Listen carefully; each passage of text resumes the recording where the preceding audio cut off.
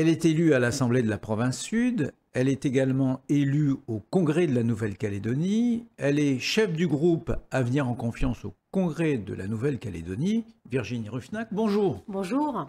Alors, vous avez déposé une proposition de délibération qui consiste à proroger de 2 mois les dispositions particulières de soutien au chômage des personnels relevant d'activités liées au tourisme et au voyage.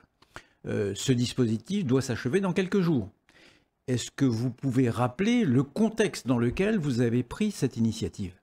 En effet, lorsqu'il y a eu la crise Covid en 2020, très rapidement, la Nouvelle-Calédonie a mis en place un chômage partiel spécial Covid pour toutes les entreprises dont l'activité était entravée, impactés par la fermeture de nos frontières, au début par le confinement, de manière à ce que les employés ne perdent pas leur emploi, le conservent.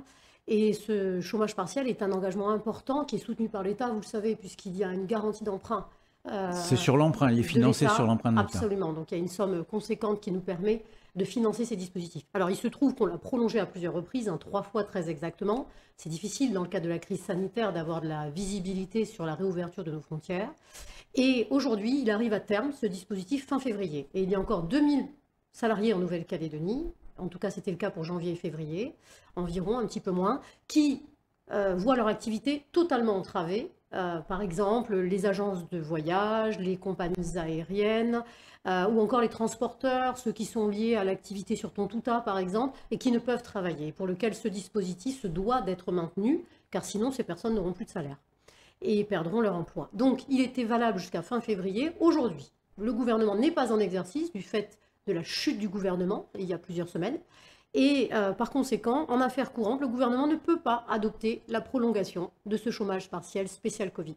Donc, seuls des groupes au Congrès peuvent déposer une proposition de délibération. Et c'est ce que notre groupe L'Avenir en confiance a fait hier, de manière très rapidement à examiner, et je l'espère, adopter cette délibération, pour ne pas mettre en difficulté les salariés concernés. Donc vous avez pris cette initiative. Pour qu'elle soit adoptée, il faut que le Congrès se réunisse. Le Congrès n'est pas en session actuellement, il faut donc qu'il soit convoqué en session extraordinaire. Oui, c'est vrai, et c'est bien d'expliquer pour ceux qui nous écoutent qu'en fait le Congrès a 2 phases. Il y a une phase où c'est complètement le Congrès lui-même qui décide de ses séances publiques. C'est ce qu'on appelle les sessions administratives ou budgétaires du Congrès.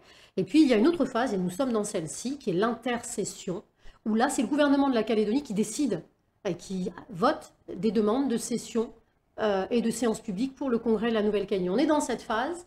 Le gouvernement n'étant pas en exercice, il ne peut pas demander cette session. Donc seuls 28 élus du Congrès peuvent déposer formellement une demande de session extraordinaire. Et nous avons sollicité les autres groupes, qu'il s'agisse de Calédonie Ensemble, de l'UNI, de l'Union calédonienne, de manière, et aussi bien sûr des mouvements politiques que sont Génération et l'Éveil océanien, de manière à ce qu'ils soient solidaires avec nous pour demander cette session extraordinaire visant à avoir une séance publique pour examiner ce projet de délibération. Alors vous avez combien d'élus, rappelez-nous, au Congrès? Le groupe que je préside au Congrès, l'Avenir en confiance, comprend 18 élus. Nicolas Metzdorf est un élu Génération. Et puis ensuite, il y a les autres élus. Donc il nous faut 28. Donc il vous en manque 10 à l'Avenir en confiance. Je sais que Génération, Nicolas Metzdorf a déjà donné son accord pour cette session extraordinaire. Et qu'il semble que du côté de l'Union calédonienne, il y a un accord également. Nous attendons les réponses des autres groupes. Alors, compte tenu de l'urgence, je suppose que dès que vous avez atteint le chiffre fatidique de 28 pour demander cette session extraordinaire, vous déclencherez la demande auprès du président. Vous avez tout à fait raison. C'est-à-dire qu'il y a urgence. Je souhaite que nous déposions cette demande de session extraordinaire aujourd'hui. Pourquoi ? Parce que dès lors que nous allons la demander, le Congrès a un maximum 15 jours pour la mettre en place. Ensuite, cette délibération là dont nous parlons pour prolonger le chômage partiel doit demander l'avis de 2 instances que sont le Conseil du dialogue social et le Conseil économique, social et environnemental qui ont 15 jours pour rendre leur avis. Or, il y a urgence à légiférer et à adopter cette délibération. Nous sommes en train de parler du salaire de fin mars des employés. Et donc, très rapidement, il faut que nous adoptions cette disposition pour que les milliers de personnes concernées et leurs familles ne soient pas en rupture de salaire à la fin mars. En clair, si la session extraordinaire, la demande de session extraordinaire du Congrès peut être déclenché dans les meilleurs délais, il conviendra également que le Conseil du dialogue social et le CESE fassent de même et se réunissent d'urgence. Absolument. Nous espérons qu'elles le feront d'urgence et que le Congrès réunira avant les 15 jours maximum le Congrès en session et donc en séance publique. Et qu'ainsi, les entreprises sauront que le Congrès va légiférer, puisque vous savez que dans le cadre du chômage partiel, l'entreprise avance le montant et la CAFAT le lui rembourse. Par conséquent, il faut qu'il y ait un signe fort et vers la CAFAT et vers les entreprises pour savoir qu'elles continueront de bénéficier du dispositif.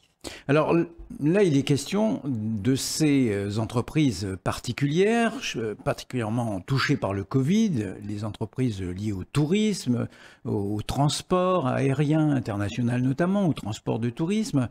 Mais quid des autres chômeurs ?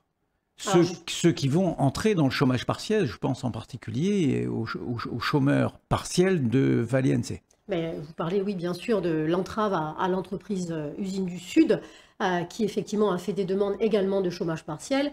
Pour cela, il n'y a aujourd'hui pas la moindre piste de financement. Et puis de surcroît, vous le savez, c'est vraiment la Nouvelle-Calédonie, le gouvernement qui a la main pour mettre en place d'éventuelles dispositions. Et en l'occurrence, aujourd'hui, il n'y a toujours pas de gouvernement. Donc c'est une vraie difficulté pour ces salariés qui sont dans l'inquiétude, je dirais même dans l'angoisse. Il s'agit de trouver des solutions le plus rapidement possible. Et des sous. Exactement. Dans le contexte de nos comptes sociaux, avec un régime chômage qui a particulièrement pas le moral, qui est particulièrement à marée basse. Donc c'est une vraie difficulté. C'est estimé à 300 millions par mois environ, ces dispositifs de chômage partiel demandés pour ces miniers, pour la métallurgie. Et donc il convient très sincèrement que notre usine du Sud redémarre très rapidement. Alors, vous demandez la prorogation du régime spécial Covid pour 2 mois. Vous estimez que l'élection du président du gouvernement va durer 2 mois ? Alors, je ne sais pas, mais on espère en tout cas qu'avant 2 mois, on ait un gouvernement en exercice. Vous vous rendez compte que si ça n'est pas le cas, la Nouvelle-Calédonie va être sous tutelle parce qu'elle n'aura pas été en mesure d'adopter son budget. Après 30 ans de transfert de compétences à l'égard de la Nouvelle-Calédonie, des transferts qui étaient principalement demandés par les indépendantistes et qui pour eux étaient particulièrement symboliques, nous serions en incapacité de voter notre budget et il faudrait que l'État mette la Nouvelle-Calédonie sous tutelle pour, elle, régler le budget de la Nouvelle-Calédonie. Enfin, cette situation est ridicule. Alors, je pense qu'effectivement, le président de l'UC a affirmé lors de son comité directeur du week-end dernier que cette chute était prématurée et précipitée. Mais qu'il irait jusqu'au bout. Effectivement, donc en tout cas sur le côté précipité et prématuré et de toute façon pour nous complètement infondé, les faits lui donnent raison. Mais en tous les cas, il y a urgence à avoir un gouvernement. Je rappelle que le candidat aujourd'hui qui recueille le plus grand nombre de suffrages est toujours celui de l'Avenir en Confiance, c'est-à-dire Thierry Santa avec 4 suffrages, puisque l'UNI et l'UC, chacun comptabilise 3 votes en faveur des 2 candidats qu'il présente. Alors, parmi les multiples responsabilités que vous portez, vous êtes également la spécialiste ou une des spécialistes de la révision des listes électorales. Dans la perspective du 3e référendum, ces listes vont être révisées. Où est-ce qu'on en est ? Il y a des juges, il y a des inscriptions en cours. Où en est-on ? Alors, je vais vous faire une réponse politique parce que vous savez que techniquement, j'ai été très, très investie sur ces sujets en aidant des centaines de personnes à se faire inscrire dans cette infamie du gel du corps électoral. Et là, je parle des élections provinciales en Nouvelle-Calédonie, où des personnes qui ont des attaches de très longue date, voire des attaches même qui sont nées en Calédonie, puisque pour les provinciales, vous savez que le critère de naissance n'est même pas pris en compte, eh bien j'ai aidé ces personnes à être inscrites parfois, à ne pas pouvoir l'être à d'autres moments. Je vais vous faire une réponse politique. Aujourd'hui, c'est une infamie ce gel du corps électoral. On vient encore au Congrès dernièrement de valider la présence d'observateurs de l'ONU dans le cadre des révisions de listes. Et pour répondre quand même à votre question, qui effectivement vont se tenir de mars jusqu'à juin en Nouvelle-Calédonie, puisque chaque année ces listes sont révisées, avec, vous savez, la liste générale, puis la liste des élections provinciales, puis la liste de référendaires qui, effectivement, chaque année est révisée. C'est une infamie. Quel territoire à 40 000 personnes sur 270 000 habitants qui sont privés d'un droit de vote qui est aussi important pour la vie démocratique, la vie de la cité, le choix de chaque jour, et où ces personnes ont investi toute leur vie. Nous avons passé un temps infini en comité des signataires, infini dans les différents process ces dernières années, pour caler au millimètre près ces fameuses listes électorales. Regardez la façon dont les référendums se sont tenus, en particulier le dernier, avec ce qui s'est passé devant les bureaux de vote, et d'ailleurs où nous contestons 9 bureaux de vote particulièrement impactés par des déstabilisations et des regroupements parfois menaçants qui ont sans doute intimidé et impressionné, en tout cas c'est ce que nous défendons, un certain nombre d'électeurs du non. C'est vraiment, ça n'a plus de sens. Et personnellement, moi, je considère qu'il ne faut pas aller au troisième référendum, mais vous savez que les indépendantistes ont, dès le 4 avril, 6 mois après le précédent, la possibilité de demander le troisième référendum. On va y venir, pardon. Vous disiez liste électorale, donc révision de mars à juin. Oui. Il y a eu au cours de la précédente révision un débat assez animé sur la procédure d'inscription automatique. Inscription automatique pour les électeurs relevant du statut coutumier et inscription non automatique pour les autres. Est-ce que c'est un débat qui va se réouvrir dans la perspective éventuelle d'un troisième référendum? Ah mais nous l'espérons, nous l'avions déjà ouvert pour le second, c'est-à-dire que nous n'étions pas d'accord et nous l'avions fait valoir au comité des signataires à ce qui avait été mis en place pour le premier référendum, c'est-à-dire que les Calédoniens, c'est-à-dire nés en Nouvelle-Calédonie, qu'ils soient de statut coutumier ou bien de droit commun, dans les deux cas de figure bénéficient d'une même inscription automatique, c'est-à-dire qu'ils n'ont pas de démarche volontaire à faire, mais que leurs noms sont recoupés dans des fichiers, on voit qu'ils sont nés et qu'ils sont soit sur la liste provinciale, par exemple, donc citoyens de la Calédonie, soit présents dans les fichiers sociaux depuis un certain nombre d'années, et que par conséquent, ils étaient inscrits d'office, sans démarche à accomplir. Pour le deuxième référendum, les indépendantistes sont revenus là-dessus, et donc seuls les personnes de statut coutumier étaient inscrites d'office, et plus les Calédoniens de droit commun. Ça encore, et je regrette que l'État ait sanctuarisé cela, parce que c'est à nouveau une infamie, c'est-à-dire qu'on ne peut pas faire de discrimination entre les Calédoniens quand ils sont natifs de la Nouvelle-Calédonie. Comment construire un pays, puisque c'est ce que les indépendantistes souhaitent, en mettant de côté des centaines et des milliers de personnes et en mettant un boulet au pied à certains dans des démarches insupportables, difficiles pour s'inscrire, alors que d'autres sont inscrits d'office. Donc bien sûr, c'est un débat qui n'est pas clos. Évidemment. Alors, la solution, c'est dans un comité des signataires? Oui, nous en avons fait la demande. Vous savez, vu la situation aujourd'hui d'instabilité de la Nouvelle-Calédonie, où la Calédonie est complètement fracturée, et nous le voyons bien sur les difficultés, notamment sur l'usine du Sud, qu'elles sont quand même beaucoup politiques, avec ces fonds de référendum, et sur le gouvernement aussi, en fin de compte. Le rôle de l'État est fondamental, c'est vraiment la clé de voûte de notre processus calédonien, avec indépendantistes, non indépendantistes et l'État au milieu. Quand l'État est désengagé, ça ne fonctionne pas. L'État doit être engagé en Nouvelle-Calédonie. Il y a peut-être eu une volonté qu'elle soit davantage ces derniers mois, mais aujourd'hui, il y a une vraie nécessité que ça le soit bien davantage. Et nous avons été un certain nombre, lors d'une conférence de presse, notamment des loyalistes, à solliciter effectivement la tenue, dans les plus brefs délais, d'un comité des signataires.